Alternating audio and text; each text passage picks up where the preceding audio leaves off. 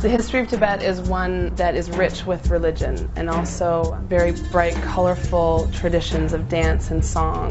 While Tibet is located close to China, north of Nepal and India, it has influences from all of those areas. So much is incorporated inside of Tibet, but at the same time Tibet was so isolated. The way of life there is really unique to that elevation. It's the highest elevation in the world, the plateau, the roof of the world. It was an independent nation when China invaded in 1949.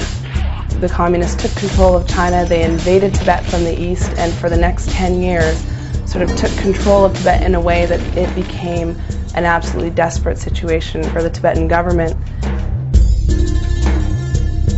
Since 1959, the Dalai Lama has lived in India, and probably 135,000 Tibetans live with the Dalai Lama and the Tibetan government, which functions in exile.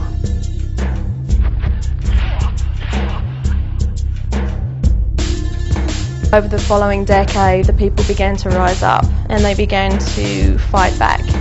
From that point on, the repression really became extremely severe. The Chinese government launched a direct attack on anybody who was a Tibetan government official or anybody within the monasteries and the nunneries. We're talking about 6,000 plus monasteries destroyed. We're talking about thousands, tens of thousands of Tibetan lives lost. If anybody was found out to be doing anything that broke Chinese law, they were imprisoned, tortured. Some people spent more than 30, 40 years in jail, and their crimes were no greater than having a picture of the Dalai Lama or having practiced Tibetan Buddhism within their home.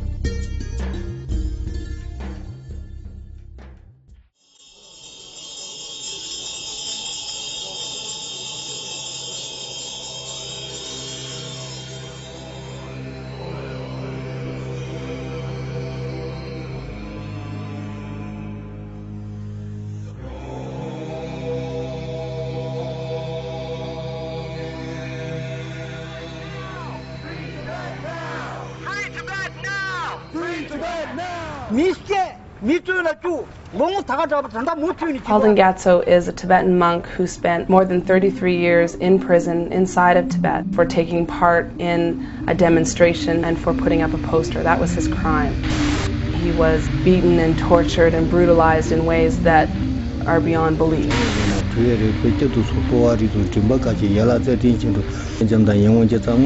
They strung him up by his arms from the ceiling, his shoulders popping out of their joints and just passing out from the extreme pain. Another thing that they quite regularly use on Tibetan political prisoners are cattle prods. Electrified prods that you would use on cattle to make them move along, they would use on people.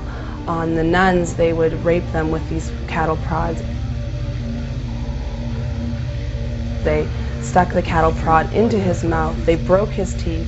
The electric shocks themselves were so intense that in fact all of his teeth fell out of his head.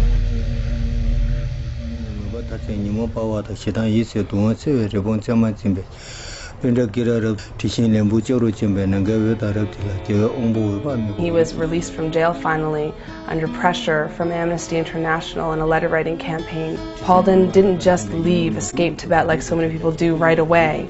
He went back to the prison and he actually bribed the guards to give him some of these instruments of torture that were used on him and used on the other prisoners, and he brought them when he escaped from Tibet into India. What that did for the rest of the world was it gave people a visual image, the actual instruments of torture that were used on him.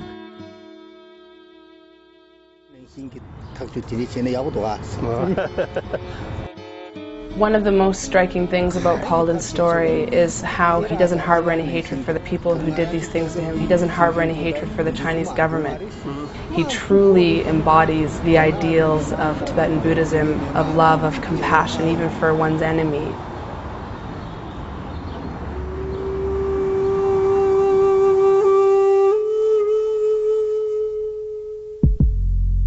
Tibet is a very resource-rich country. Tibet has vast copper reserves, a lot of gold reserves, a lot of minerals that China desperately needs for its own economic development. The resources are extracted and taken straight out of the region and used to fuel economies which don't really trickle down in any way to the Tibetan economy. For 50 years, the Tibetan people have been suffering an occupation in which they've been brutally dealt with when they have voiced any dissent to that occupation by the Chinese government. 50 years on, there are very little signs of the Chinese loosening their grip. In fact, they're tightening their grip because suddenly technology has advanced, which has enabled them to extract the natural resources that they've always known is there.